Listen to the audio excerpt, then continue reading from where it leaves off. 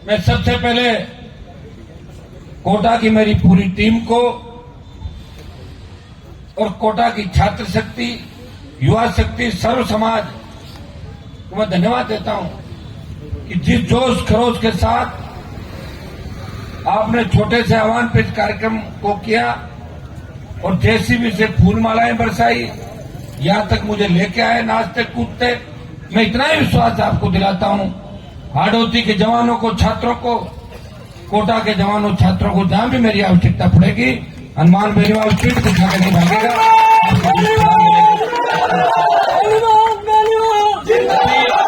राष्ट्रीय लोकतांत्रिक पार्टी का हमारा सस्ता अभियान चला था।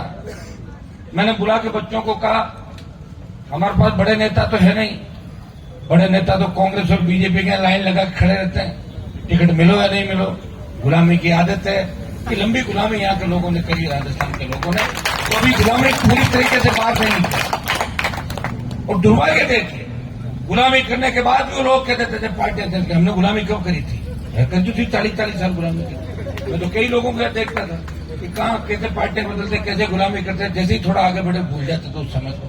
एक व्यक्ति जो राजस्थान को बदलने के लिए निकला है, मुझे वो जमाना याद है जब मैं विश्वविद्यालय के अंदर राजनीति करता था। कोटा के जवान छात्र मेरा प्रचार करने राजस्थान यूनिवर्सिटी में आते थे, सिर्फ इसलिए हनुमान बेनीवाल किसान का बेटा है, वो चुनाव जीत रहा है। यहाँ किसान चलता है, यहाँ जाति से ज्यादा लोग व्यक्ति के पीछे हैं। ताकतवर आदमी को साथ देना चाहते हैं, वो मजबूत जो व्यक्ति होता है तो किसान का बेटा है, अन्याय के खिलाफ कोटा खड़ा हो जाता है। पहले जब स्कूल के अंदर पढ़ा करते थे, ये 85, 86, 87 की बात है, तब जब हम आंदोलन सुना करते थे तो कोटा का छात्र आंदोलन, युवा आंदोलन सबसे बड़ा आंदोलन राजस्थान के अंदर होता था।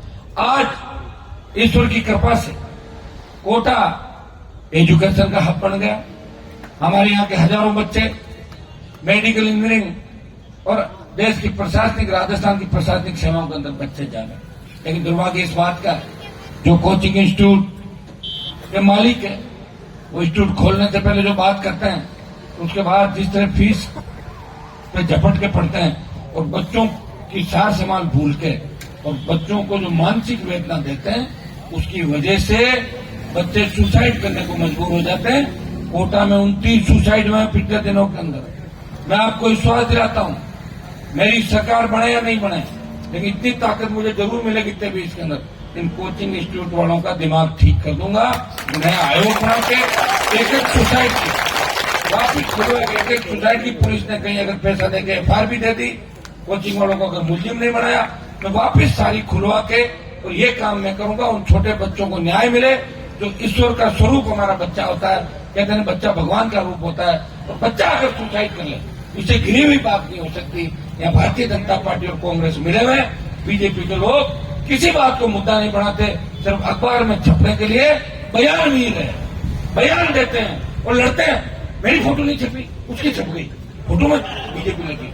12 दूल्हे और एक लुटेरी दुल्हन, 13 लोग मुख्यमंत्री। कांग्रेस पार्टी रेवड़िया बांटने के अंदर लगी है, मुख्यमंत्री जी को पता ही नहीं। जितना बजट है उसे 5 गुना रेवड़ी बांट दी। अरे आचार संहिता लगने वाली मुख्यमंत्री जी, टेंडर कब होंगे सड़कों के, ये तो बताओ। सड़क पर सड़क, कॉलेज पे कॉलेज, अरे कौन शिलान्यास करेगा? और लिख दिया मिशन 2030, कैसा आएगा 30 बताओ? अभी तो 23 है, 28 और है, अरे 30 क्या कोई सब दुनिया चली जाएगी, ऐसा लग रहा है कि किस तरह की बात वो कर रहे हैं। उसे ऐसा लग रहा है कि दोनों पार्टियों का मानसिक संतुलन खराब हो गया। जितना लूट सको लूट लो। जब गहलोत की सरकार गिर रही थी तो वसुंधरा ने 8 विधायक दी। मैं कहां था बताने की जरूरत नहीं, मैं कहां खड़ा था, कहां लड़ रहा था, कहां प्रयास कर रहा था। और आपको इस बात के लिए खुश होना चाहिए कि जब दिल्ली जीत के गया था, उत्तर प्रदेश, बिहार, हरियाणा के सांसद कहते थे कि राजस्थान, और इनकी बात हो गई तो कांग्रेस बीजेपी के अलावा कुछ जानते ही नहीं।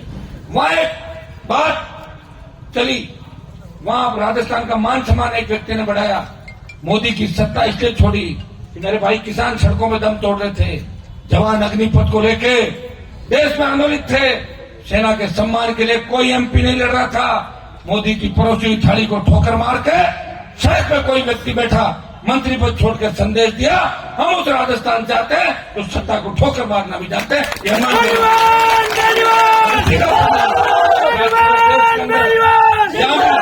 जवान की बात करती है, किसान की बात करती है, तो निश्चित रूप से सम्मान से नाम लिया जाता है आरएलपी हनुमान बेनीवाल का।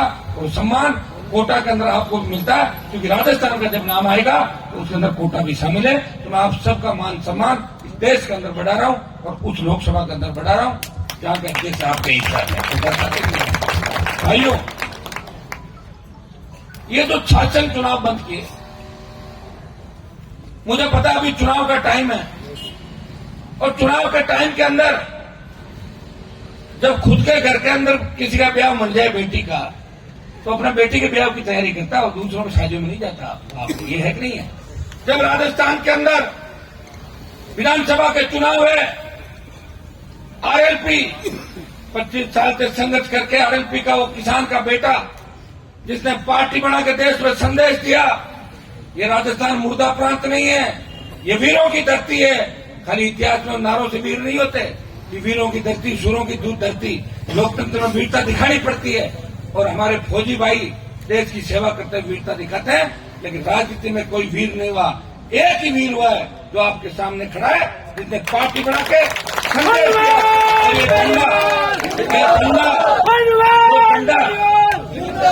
जो झंडा आपको दिया, पहले हरियाणा यूपी के उन ठगों का झंडा पकड़ के घूमते थे राजस्थान वाले, ठगाते थे, ठगी करके झंडा ले जाते और डंडा पीछे छोड़ जाते थे उठकर। मैंने झंडा भी दिया और डंडा भी दिया, और डंडा इसलिए दिया कि झंडा आगे पीछे डंडे जो उनको ठोको और पकड़ दो उनको। ये क्या नहीं किया। हम कोई हरियाणा उत्तर प्रदेश के जवान किसानों के खिलाफ नहीं है, लेकिन ठग नेताओं के, जिनके बाप दादाओं को जेल में डालने वाली पार्टी, जब 50 जाट समाज के बच्चों को गोलियों से भून दिया, पहलवान बेटियां जब न्याय मांग रही थी जंतर मंतर पे, कहां गया था उनका जमीर? उन लुटेरों को कहना चाहता हूं कि राजस्थान की छोड़ो, अब ये हरियाणा के अंदर भी खाता नहीं खुलने दूंगा एक भी सीट पे। यह भी मैं आपको संदेश देना चाहता हूं। पहले हो सकता है कि आपके लोगों ने यहां राजनीति करी होगी, हमारे घोड़े बाड़े लोग थे, विश्वास के अंदर आ गए और विश्वासघात हो जाता है। लेकिन अब इन जवानों ने कमर कस ली है। कोटा के अंदर जिस तरह आरएलपी का झंडा और आरएलपी का डंडा दिखाई दे रहा है, जिस तरह जवानों का जोश दिखाई दे रहा है, जिस तरह सर्व समाज के बच्चे मेरे को भरोसा कर रहे हैं, मैं विश्वास दिलाता हूं कि यहाँ एमएलए की सीट जीता है नहीं जीती, उसे कोई फर्क नहीं पड़ता। लेकिन जो सम्मान आपने दिया, समर्थन दिया, कि कोटा के अंदर हडोती में बड़े बड़े नेता हैं, इनके बयान में पढ़ रहा हूं, लेकिन ये कांग्रेस अगर छोड़ेंगे तो भाजपा में शामिल हो जाएंगे, भाजपा छोड़ेंगे तो कांग्रेस, दो के अलावा इनको तीसरा दिखता ही नहीं। मेरे साथ खड़ा होने चाहिए लोगों को। हनुमान जी तीसरी ताकत के रूप में लड़ रहे हैं, मेरे साथ खड़े हो जाए, उनको मजबूती भी मिलेगी, लेकिन खड़े नहीं होंगे। कहीं उनकी उम्र रिटायरमेंट होगी, उनकी उम्र पार होगी, कहां से भाषण और चिट्ठी लिख सकते हैं, कहीं दूसरे तरीके से करें।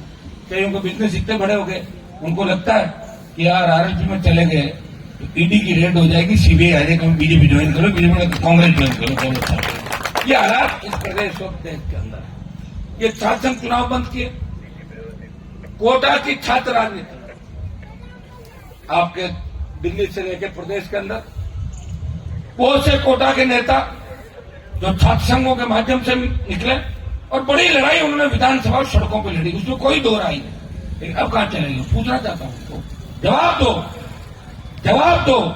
जब आप छात्र थे, जब आप लड़ते थे, एक बयान दे दीजिए कि चुनाव होने चाहिए कि नहीं होने चाहिए। पूछना चाहता हूं सचिन पायलट, जवानों ने कितने नारे आपके लगाए राजस्थान में?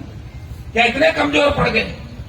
क्या कोई दूसरा मामला तो नहीं आता गया गहलोत का आपका? क्यों कमजोर पड़ रहे हो आप इतने कि एक बयान छात्र नेताओं के पक्ष में नहीं दे रहे हो? मिलने गए बच्चे सारे, कई मंत्रियों से मिलने गए, बीजेपी के बड़े नेता जो रोज बयान देते हैं, फोटो छपाने को जिनको छपा कर रोग लग रखा है, उनसे मिलने गए तो बोले कि आप क्यों कर रहे हो विधानसभा चुनाव, आपके चुनाव के लड़ना।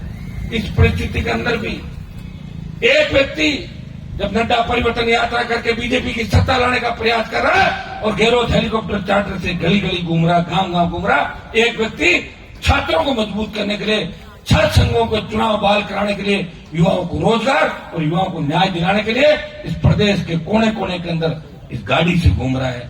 पूरी पूरी रात चल रहा है, पूरे दिन चल रहा है और चलते चलते उसको 25 साल हो गए।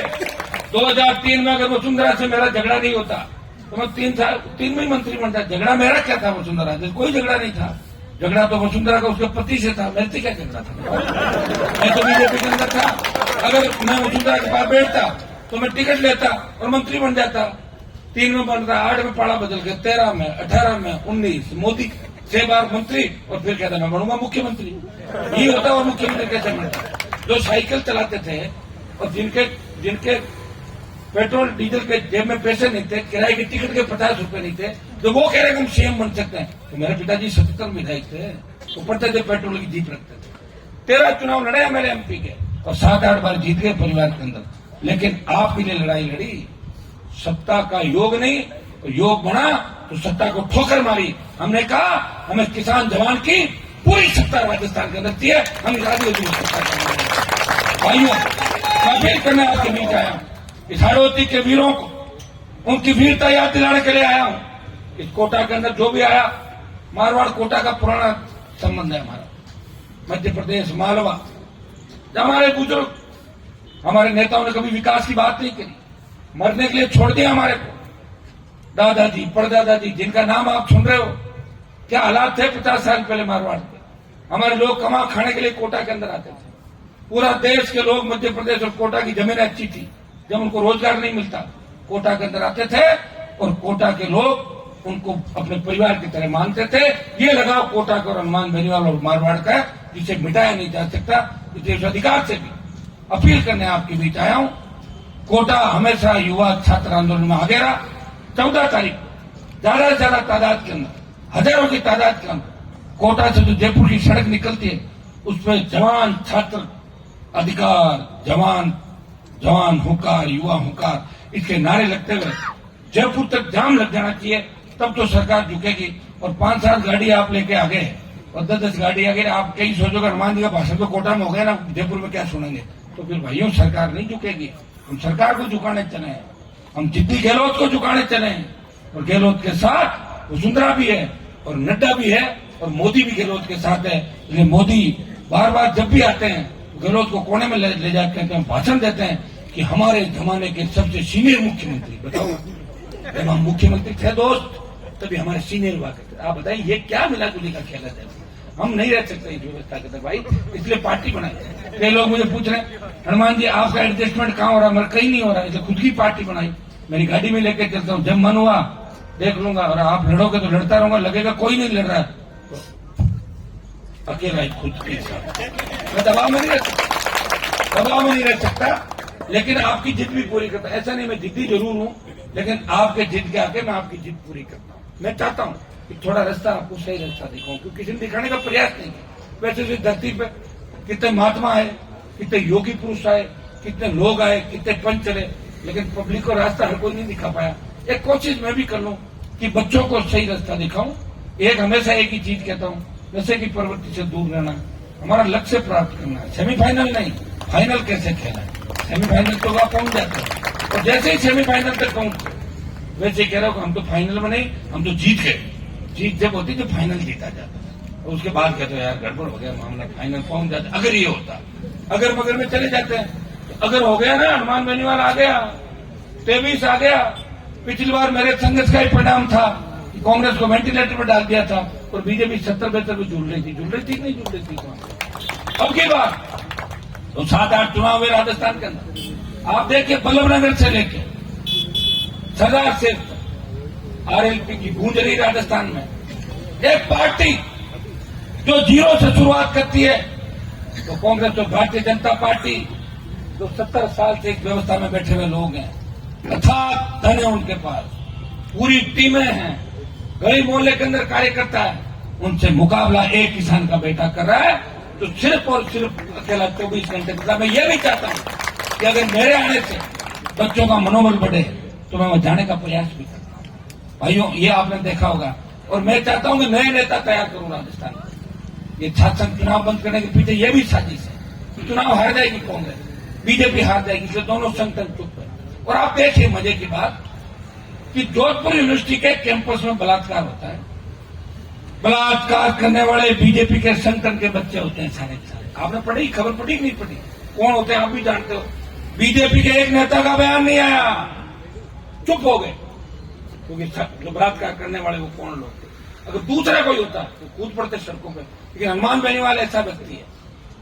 अगर अपराध करने वाला उसकी जाति का लड़का है, व्यक्ति है, और अन्याय किसी पे हुआ चाहे वो दूसरी जाति का है, वो अपराध करने वाले के खिलाफ जिसके साथ अन्याय होता है उसके साथ सड़क पर मिलता है। ये मजबूती होती है। मैं कोई जाति देख के और अपना स्वार्थ देख के आंदोलन के अंदर नहीं कूदता। जब देवा गुजर की हत्या हुई थी यहाँ पे, मजबूत जो नौजवानों का आइकन थे, मैं आ रहा था, मेरी पूरी पार्टी आई, उनके परिवार को जब तंग किया गया, हनुमान बेनीवाल उनके साथ था, परिवार बैठे हुए परिवार के लोग, मैं मिलूंगा उन लोगों से, तो मैं आपको विश्वास भी दिलाता हूँ मेरा समय तो आने वाला, आप चिंता क्यों कर रहे हो। जब समय आता है तो सारी चीजें घोल हो जाती है, सत्ता के पास सारे अलग चीजें होती है। भाई आप चिंता मत करो, जब मैं साथ हूं इसका मतलब ईश्वर साथ है, क्योंकि ईश्वर का मेरे पास आशीर्वाद है, इसलिए तो घूम रहा हूं मैं। नेता तो बहुत हो राजस्थान के अंदर, कोई बीजेपी का झंडा पकड़ घूम रहा, कोई कांग्रेस की गुलामी करा, पेड़ छू रहा, पड़ रहा है, देखा नहीं का नेता उनको बड़े बड़े पद मिल गए, फिर भी नहीं तापने, फिर भी लाइन में खड़े हैं, हमें और कुछ मिल जाए, ताप नहीं उनके। पीछे चल के सोचते रहे 50 साल पहले हमारे पास क्या सामान था, 60 साल पहले क्या करते थे, कोई साइकिल चोरता था, कोई ट्रैक्टर चोरता था, वो लोग भी राजस्थान के तो ये इससे बड़ा दुर्भाग्य नहीं हो सकता। एक व्यक्ति ये कह रहा है कि मैं तो हमेशा एक अच्छी स्कूल में पढ़ा, कॉलेज में पढ़ा, यूनिवर्सिटी का अध्यक्ष था, संघर्ष किया। और संघर्ष बताऊं किसने किया, कि मेरे पिताजी ने कहा कि जब मैं विश्वविद्यालय के अंदर अध्यक्ष जीता, मैं मेरे पिताजी का कितना कहना मानता था, मेरे परिवार को और आपको कितना मानता हूं, इससे आप अंदाज लगा सकते हो कि मेरे पिताजी अस्पताल में भर्ती थे, जब मैं अध्यक्ष जीता, मैं लेके आया उनको, बीमार थे, उन्होंने मेरा हाथ पकड़ के एक ही बात कही, बेटा तू निर्दलीय जीत गया और शेखावत सरकार के खिलाफ तेरे मन में बहुत गुस्सा है, समाज के लोगों को देसी वोट कांड में फंसाने का काम उस सरकार ने उस समय किया था, बेटा एक ही बात कहूंगा कि कांग्रेस में मत जाना। मैंने कहा मैं तो पूरा मन बना लिया, भारतीय जनता पार्टी का इलाज करूंगा राजस्थान के अंदर। कहा बेटा कांग्रेस में मत जाना, मैं कांग्रेस से लड़ते लड़ते थक गया, तू अगर मेरा बेटा है कांग्रेस के ठोकर मार। और मैंने कांग्रेस की ठोकर मारी और इस निकम्मी नकारा पार्टी के अंदर साथ रहा, इनके साथ घूमता रहा मैं मारवाड़ के अंदर, जहां इनका झंडा नहीं लगाने देते थे, जहां इनकी गाड़ी को नहीं ले जाने देते थे, और जहां बीजेपी को बीजेपड़ा कहते थे, बीजेपड़ा आ गया, बीजेपड़ा आ गया, वहां भी हनुमान बेनीवाल के परिवार ने इस पार्टी के लिए संघर्ष किया। तो जब लग गया इनके साथ में नहीं रह सकता, और उसके बाद लड़ाई लड़के गठबंधन आपके कहने से किया दिल्ली के अंदर, एक गठबंधन में लगा कि किसान की नहीं सुनी जा रही है, वापिस गठबंधन तोड़ दिया, सड़क पे आ गया और खुद की पार्टी जवान किसान के लिए आपके लिए खड़ी करी। ये आपके काम आएगी। मेरे बच्चे तो छोटे हैं, कब बड़े होंगे, 20 साल बाद बड़े होंगे, तब इन छोटे भाइयों के लिए राष्ट्रीय लोकतांत्रिक पार्टी का पौधा लगा है, वर्ष होने का राजस्थान के 3 विधायक तो जीते हैं। एक मेड़ता की इंदिरा बावरी, वो कभी सोच नहीं सकती, मारवाड़ में कभी बावरी समाज का विधायक नहीं बना। लोग आए, मैंने कहा बोले साहब आपको बड़ी सभाएं करनी होगी, मदद हम इसको जीता देंगे, ले जाओ। मुझे कभी सोचा ही नहीं कभी विधायक भी बनोगे, लेकिन अब ट्रेंड भी होगी, अच्छा भाषण भी देती है। गोपालगढ़ जो मदेरा नाम की सीट थी, उनकी तूती बोलती थी, वहां एक बेगवाल समाज के व्यक्ति को खड़ा दिया कांग्रेस को, भाजपा को 3rd नंबर पर डाला, जीत के गया। 2 शेड्यूल कास्ट के विधायक और 3रा हनुमान बेनीवाल पार्टी बना के जीत के गया। मीडिया के लोगों ने मुझे पूछा सलमान जी आज तो बड़ी बड़ी बात कर रहे थे, क्या हुआ? मैंने कहा बड़ी बड़ी बात नहीं कर रहा हूं, मैं जो कह रहा हूं सच है। मेरे साथ जो 13-18 चुनाव के अंदर थे वो कितने नेता मेरे साथ? बोले नहीं, वो शरणों के 6 में हो गए, कोई भाजपा में भाग गया, कोई कांग्रेस में भाग गया, मैं अकेला ही लड़ता रहा राजस्थान के। और लड़के पहले 1 था, अब 3 लाया हूं और अगली बार 3 के और ज्यादा लाऊंगा। भाई ऐसा है, ये तो मैं अगर बहुत जल्दी शुरू हो जाता, क्योंकि साथ साथ उम्र भी तो बढ़ती है ना आदमी की, फिर भी आदमी सत्ता को ठोकर मार के हमेशा सड़क पर ही रहे, तो उसके अंदर कुछ न कुछ तो होता है, ईश्वर की कृपा होती है, नहीं तो सत्ता कोई नहीं छोड़ता। पर तो अगर आज के लोग कह रहे हैं साहब नौकरी लगा दो, चाहे हमें तो किसी में लगा दो, तो नौकरी कर ले बच्चा। आज के लोग यही कहते, रिश्ता करने जाते हैं जब भी नौकरी है कि नहीं, और नौकरी ऊपर कह रहे हैं और भी ऊपर है कि नहीं, नौकरी के अलावा एडजस्टमेंट कैसे? तो फिर मैं तो ठोकर मार रहा हूँ इन सब चीजों, क्यों मार रहा हूँ? इनको देख रहा हूँ, इनका आंसू कौन पोछेगा? कौन किसान का आंसू पोछेगा?